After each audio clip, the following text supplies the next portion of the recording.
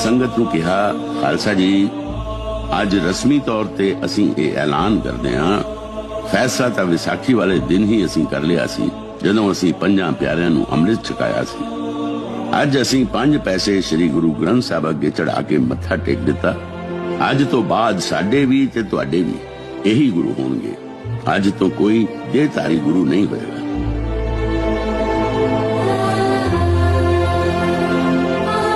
साडी जोत श्री गुरु ग्रंथ साहिब विच विराजमान रहेगी ते उस तक पहुंचण दा इक्को राह गुरु पंथ खालसा होवेगा।